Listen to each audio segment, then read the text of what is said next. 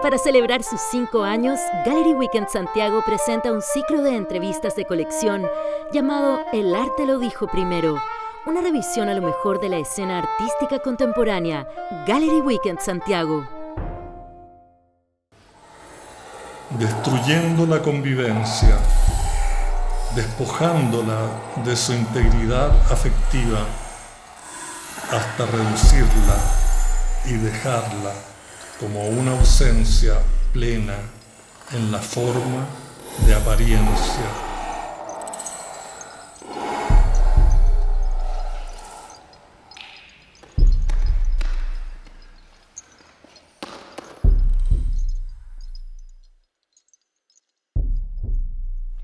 Desde Gallery Weekend Santiago les damos la bienvenida a este ciclo de conversaciones El arte lo dijo primero. Hoy día tenemos el gusto de estar con Vicente Ruiz. Vicente es probablemente una de las figuras más emblemáticas de la escena del underground en los años 80 en Chile, donde lideró esta fuerza de resistencia cultural emblemática en las artes y en las performances puntualmente también. Figura icónica en lo que son las artes interdisciplinarias, puesto que ha trabajado desde el teatro, la danza, la coreografía, el video, las artes visuales, la academia, es profesor también de danza y de teatro y al mismo tiempo ha sido también un estudioso de las ciencias sociales. Hoy día vamos a estar conversando con él sobre eso, sobre sus prácticas artísticas y sobre lo que él en su trayectoria pudo decir primero desde el arte.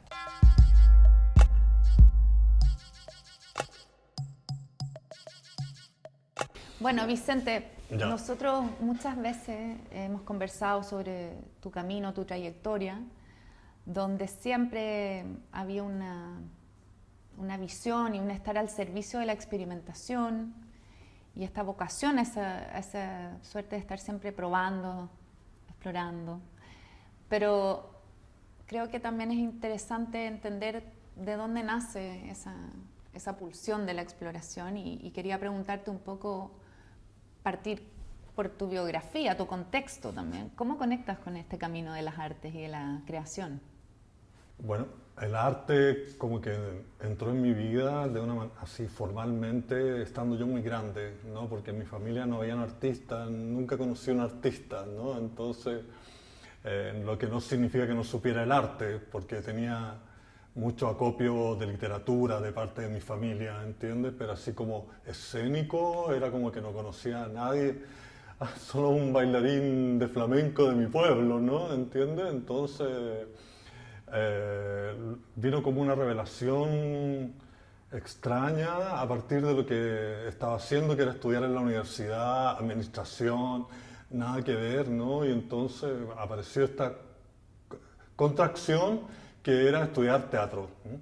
Y entré a la Universidad de Chile y ahí conocí, y lo había conocido un poco antes, entramos en una gran relación al que sería mi primer mentor, que era Óscar Estuardo, que era un dramaturgo experimental y que me presentó a Antonín Artaud, el poeta, que fue la persona que volcó toda mi visión del arte contemporáneo, ¿no? Con la idea de que la vida no está separada de la obra, ¿ya? Y entonces al final tú no haces obra, sino que la suma de las obras, la vida es tu obra, ¿entiendes? Entonces eso es como lo que pasó con eso y eso revolucionó en mí y me llevó como a otros aspectos, como que el actor no representa, hace, la razón de existir no ha sido encontrada, hartas cosas que la verdad yo lo traducía en forma espontánea, escénica o visual, tanto que yo me fui de la universidad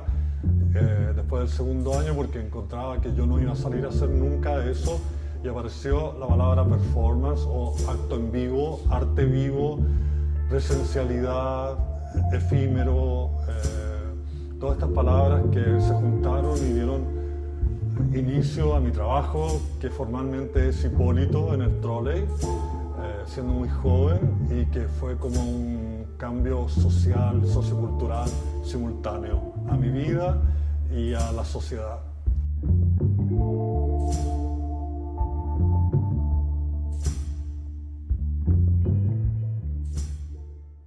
Y ahí empiezas a conectar entonces con el cuerpo como soporte, como se puede entender desde lo performático y desde quizás el campo más de las artes visuales, porque está el cruce entre lo escénico y lo visual. Tú eres una bisagra entre las dos prácticas, ¿no? Claro. ¿Cómo aparte del contexto social en ti como artista, cómo se va dando ese proceso? Sí, mira, hay algo increíble que justo va a pasar en estos días que tengo que grabar en una playa una película, ¿no? Bailar en una playa, entonces me acordé de cuando yo desde niño bailaba en la playa para todo el mundo, bailaba ahí solo delante de todo el mundo en la playa y todo el mundo me miraba y yo me tiraba al agua, saltaba, me daba vueltas, y eso hasta joven, hasta bien grande ya, ¿no? Ya de la enseñanza media quizás, así ya.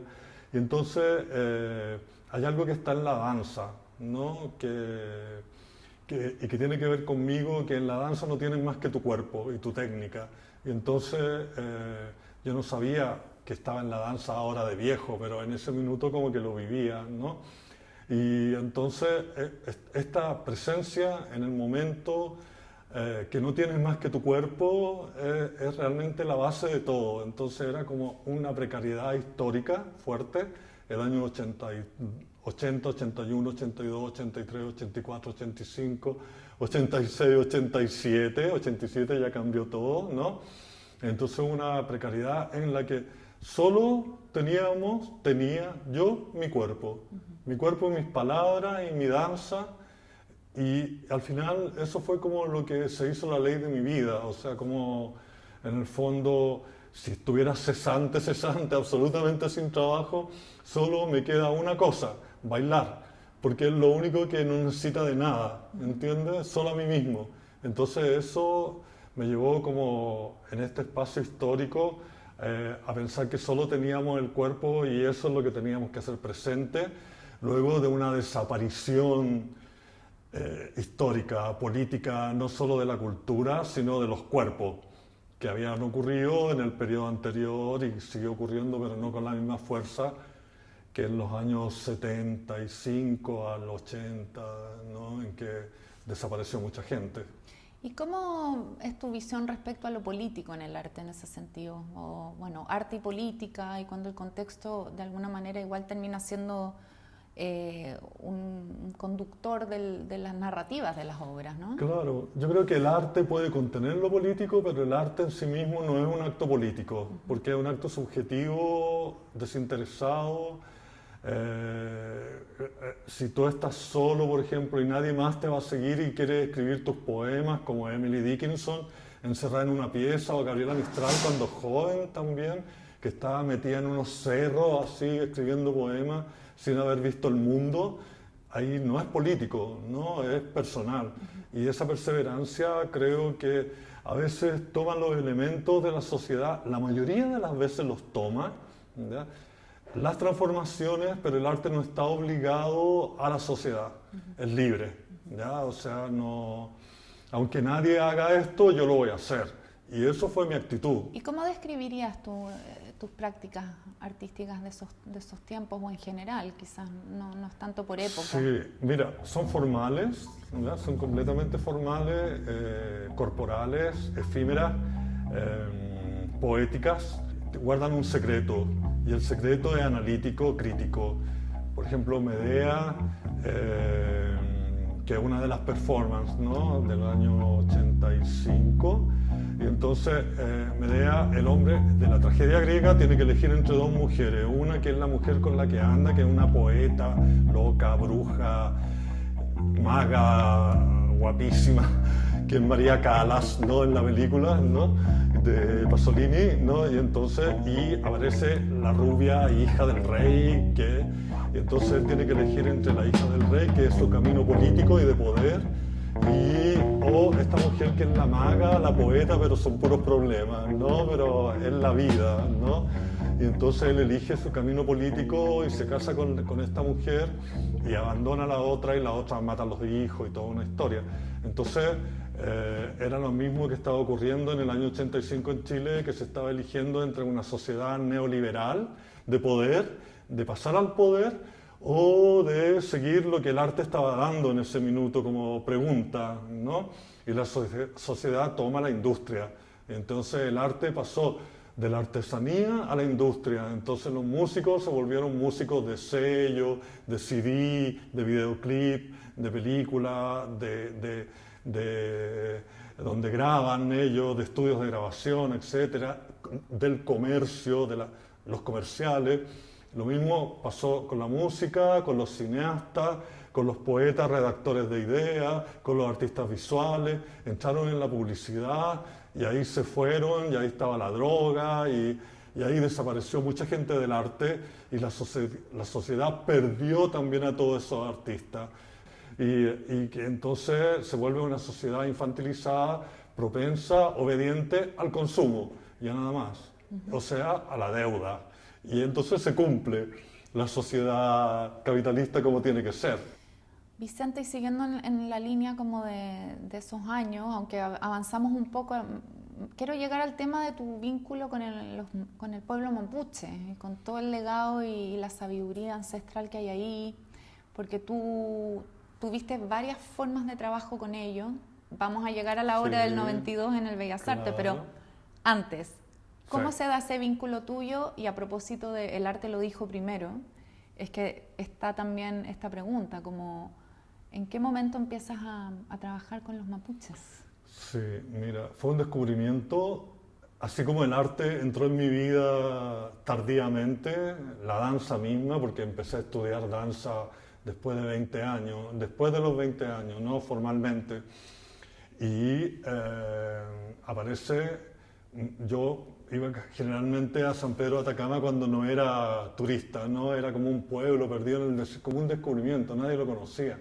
Y yo era muy joven y me iba a pasar los inviernos allá al desierto, porque estaba vacío, no había nadie, y entonces era posible que alguien te arrendara su casita, una pieza, algo sin baño, no sé, cualquier cosa, y yo me pasaba ahí en el Pozo 3, que se llama, todo el invierno, que tomaba el sol, no sé, ¿no? Te ibas como unos retiros, de alguna Eran forma. unos retiros, pero hacía cosas. Por ejemplo, en un periodo tuve una beca alemana y entonces fotografié todas las momias de los museos. Me metí a las bodegas y las fotografié todas, las tomaba y les tomaba fotos, cosas así. O leí todo el asunto hidrológico del desierto en la biblioteca del museo. Y un día me quedé dormido ahí en el desierto, botado al lado de un pucara, que se llama, ¿no? Un pucará.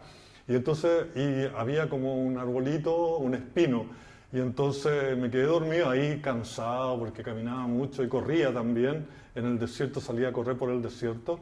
Y entonces desperté y tuve una imagen, dije, las lenguas indígenas se van a acabar. Si no las hablan, se van a acabar. Ahí redacté esta idea de dar institucionalidad a algo que se llamaba las lenguas nativas, programa de fomento o de aprendizaje de las lenguas nativas en el sector urbano, que estaba dirigida a todas aquellas personas que su familia estaba en el sur, pero habían tenido que dejar de hablar el mapuzungún, en este caso, acá en Santiago. Entonces encontré una señora, que era Clarita Antinado, que tenía un método que ella había inventado, que era un método mapuche, no español, porque en general se enseña el mapuzungún en el Ministerio de Educación a partir de la lengua española, o sea, se traduce del español al mapuzungún, ¿entiendes? Nada que ver, o sea, no hay sintaxis, ¿no? Sí.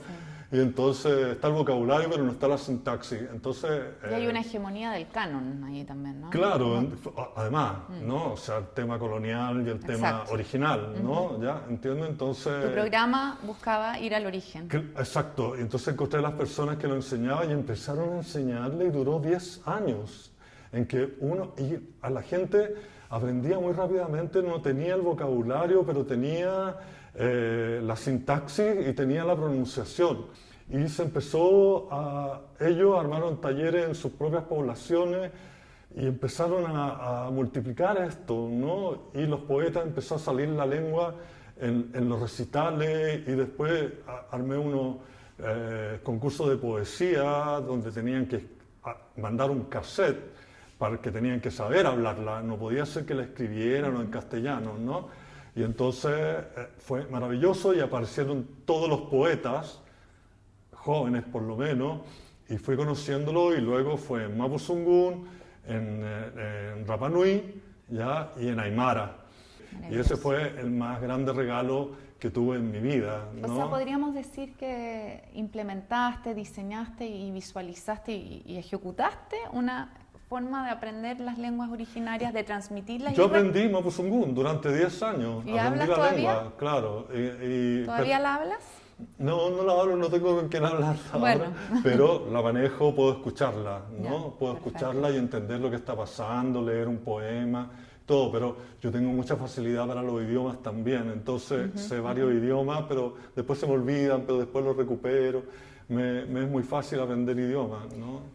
Vicente, entonces en este proceso que nos acabas de relatar, ocurre el hecho el año 92 de esta performance en el Museo de Bellas Artes, donde hay una comunidad mapuche, donde Sí. están las mujeres protestando contra el Alto Biobío, por el tema del agua. O sea, realmente temas que hoy día son totalmente visibles y que están muy vigentes. Tú ya estabas en el 92 totalmente conectado con eso. ¿Cómo pasa lo del Bellas Artes? Bueno, así como del año 85 estaba reflexionando sobre este paso al neoliberalismo y a una sociedad como la vemos hoy día, digamos, esta reflexión también me llevó a como abrir espacio donde hubiera, ¿no? Entonces, en el museo, si yo estaba invitado, tenía que llegar con lo que estuviera a mi alrededor, ¿no? Y en ese sentido había conocido una comunidad de Peñalolén y de Quinquén, del Alto Biobío, entonces yo tenía que hacer mi performance, que era a la vez un desfile de moda, de ropas que yo hacía, que eran ropas de escultura, piezas únicas, y yo los invité a ellos a darle sentido a esto, porque ya, o sea, la Patricia en una cruz, los modelos, yo mismo, con ellos, tocando y con los carteles, con los niños, con adultos, las ñañas, ¿entiendes? Como la señora adulta y tocando. Entonces eso fue para mí un momento, un hito de mi vida en que se juntó la performance, los pueblos originarios, la plástica, ¿no? En una sola performance, ¿ya? Y ahí habían otros símbolos, estaba la bandera, Estaba la y bandera estaba también la y estaba Patricia la cruz. bajándose Claro, de la cruz, sí, Patricia Rivadeneira, que era tu colaboradora, bueno, Sí, hasta el día de hoy. Claro, sí. Cristo se baja de la cruz, ¿no? En el año 92 era como que ya había pasado la dictadura, teníamos que hacer algo para seguir viviendo, ¿no? Que no significara posponer la justicia de lo que tenía que ajusticiarse, digamos, ¿ya? Pero también teníamos que tomar nuevos proyectos sociales o de sociedad, ¿no? Entonces, el bajarse de la cruz significaba dejar el dolor, nuestros dolores, como divorciarse del dolor, separarse del dolor, amplificarse hacia otro aspecto. Y ese cambio para mí fue muy, muy largo, se demoró muchos años, como 20 o 30 años. Vicente, en línea con todo el trabajo de vínculo profundo que tuviste y tienes con el pueblo mapuche y todo el tema del lenguaje, el rescate que has hecho, ¿cómo es para ti hoy día, en el 2021, ver a Elisa Loncón como presidenta de la Convención Constituyente y que además esté hablando en Mapudungun en las reuniones, en las redes sociales, etcétera? ¿Qué te pasa con eso? Sí, qué buena pregunta, porque tiene muchos aspectos importantes para mí. Que se haya hecho el saludo en Mapudungun, digamos, para toda la sociedad y que mucha gente lloró, mucha gente, otras se enojaron, hay que decirlo, ¿no? Tal vez menos, digamos menos, ¿ya? Pero que son los mismos que se enojaron hasta ese día, ¿no? Ya, siempre. Yo leía así, pero listas de gente en Facebook que estoy llorando, me voy a poner a llorar, hombres, mujeres, gente que yo conocía, y era muy impresionante. Y entonces yo decía, desde ese minuto que tuve esa imagen, yo de mi vida, no de la vida de la sociedad, obviamente que la sociedad se manda sola, yo no la dirijo, pero ver que se iba a extinguir una lengua y de repente aparece una política diciendo en la lengua, sabiéndola, porque ella también es reaprendida. Ella es lingüista, además. Sí, y además ella la reaprendió, Sí. pero ella es su lengua, así que no la reaprendió. La reflotó. La recreó, no Claro. sé, ¿ya? ¿Entiendes? Entonces,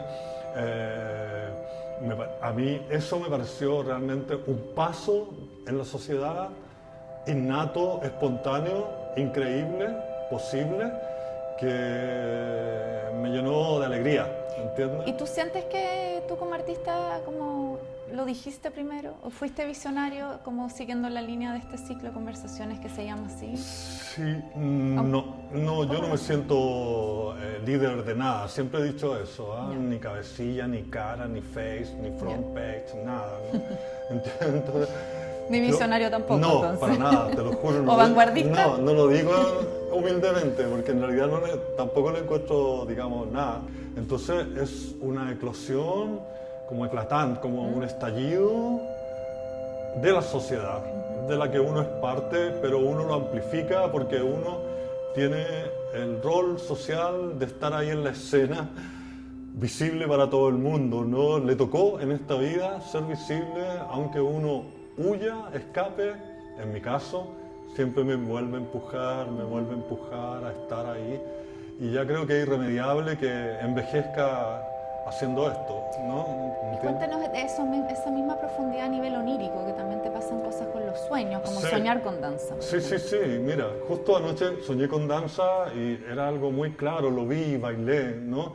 Y como te decía, o sea, esta vuelta de mi vida que duró como 30 años, ¿no? Desde el momento en que empezó la crisis de ver que la sociedad cambió en los 90, digamos, en los 30 pesos, 30 años, 30 pesos, ¿no? ¿Entiendes? En ese minuto yo me fui para adentro y ya definitivamente dejé todo y desapareció de mi vida. Y yo desaparecí para el mundo también. Y entonces de repente estaba en un viaje por Egipto y entonces iba por el río Nilo en un viaje de 3 días en un barco y entonces soñé todas las noches con danza y tenía N que ver con la velocidad del barco y el agua y salía a la terraza arriba y estaba el viento y veía que por esa agua habían pasado los héroes romanos, egipcios, los pueblos, los esclavos. Esas aguas habían, no sé, llevado toda la historia y yo iba pasando por ahí en ese minuto, ¿no? Y entonces soñaba con la danza y la danza unos años, 2 años antes se había terminado en mi vida en Venecia, que había estado viviendo un año en Venecia y entonces yo había acabado con eso y de repente volvió después de 30 años, ¿entiendes? De esta desaparición, la desaparición del tiempo en el fondo, que es como siendo, va desapareciendo. Siendo y desapareciendo son lo mismo. Cuando las personas te conocen y escuchan todo este relato y más encima saben que sigues creando trabajos Claro, o aún sea, y seguirás, ¿qué preguntas te estás haciendo hoy? Sí. Como por dónde crees que va a ir tu práctica y estos procesos creativos. Sí, es muy social, ¿no? Es como, pero no soy responsable, ¿no?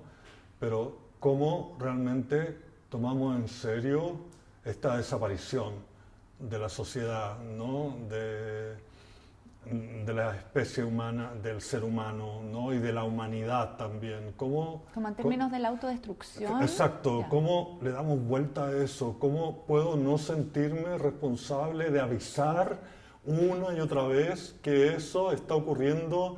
Como sabemos que ya el desierto va a llegar hasta O'Higgins, no sé, hasta el Biobío, ¿no? Y entonces eso, como al lado, por ejemplo, estaba analizando un hecho de esto de la AFP, que todos queremos que nos devuelvan la plata, ¿me entiendes? ¿Por qué es? Porque no hay futuro, ves que no hay futuro y estás concentrado en el hoy día, sabes que tienes que tenerlo hoy día, que da lo mismo, porque es posible que no llegues a ser ese viejo que va a necesitar la jubilación, ¿entiendes? O sea, es porque se acabó el plazo.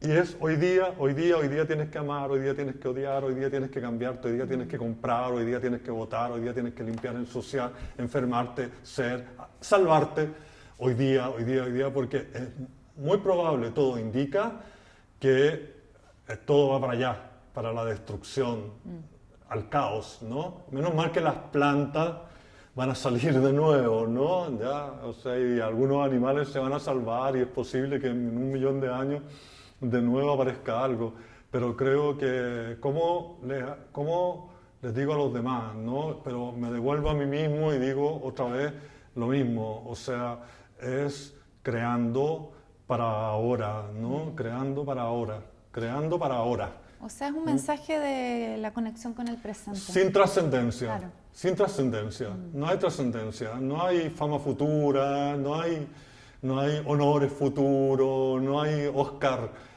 a la carrera ausente, ¿no? Ni premio nacional, nada, ¿no? En ausencia. No hay trascendencia. El tiempo es ahora. Solo presente, solo contingencia. Y eso es una nueva vida, porque antes se creía que sí, ¿entiendes? Y eso es nuevo. Hay que aprender a vivirlo. Bueno, Vicente, yo te agradezco esta conversación con todas sus profundidades y esperamos que realmente sigas en estos caminos de poder seguir plantando estas semillas de conciencia también en las personas que ven tu trabajo. Así que muchas gracias. No, gracias por la invitación, lo encuentro maravilloso, un honor, habiendo tanto artista, a quien preguntarle la opinión, que me pregunten a mí, ¿no? ¿Entiendes? Que, bueno, ya sabemos quién soy, no sé, Un artista maravilloso y que sí dijo Ya. muchas cosas antes desde el arte. Sí. Así que gracias, que te Gracias por vaya tanto. súper bien. Un vector posible que pueda direccionar los pasos de la aparición de la pandemia como performance del estado de excepción en las sociedades libres y su consecuente desaparición de los derechos es proponer una tesis en torno a la desaparición del tiempo como confirmación de un estado manifiesto de su desaparición. Existir lo mismo que ir dejando de existir. Cuando el tiempo toma forma como cuerpo mismo de su desaparición, abre una posibilidad a su aparición. Cuando la exclusión hace visible la desaparición, la aparición toma forma de negación. Su completa aniquilación es la forma de su aparición. El aislamiento en estado de excepción es la aparición de una desaparición de lo que está siendo. El cambio de conducta en la adaptación de la moral del consumo da lugar al retiro reiterado a través de una conducta condicionada que aleja los pasos de lo presencial y los encamina hacia la virtualidad de la cultura. La desconexión del encuentro social en su interior entrega evidencias de un crecimiento sobrepoblado de imágenes inmediatas por medio de la insistencia de nuevas estrategias del poder que con su lenguaje de imposición y convicción impulsa automáticamente, ve la manera de acentuar su naturaleza artificial para hacerla parecer aceptable y cotidiana. La desaparición de los componentes mismos que fueron hasta hace muy poco una especie de piel de contacto entre la intersección directa de la presencia, rozando los movimientos de la vida en común entre personas, tuercen su expresión Para celebrar sus 5 años, Gallery Weekend Santiago presenta un ciclo de entrevistas de colección llamado El arte lo dijo primero, una revisión a lo mejor de la escena artística contemporánea. Gallery Weekend Santiago.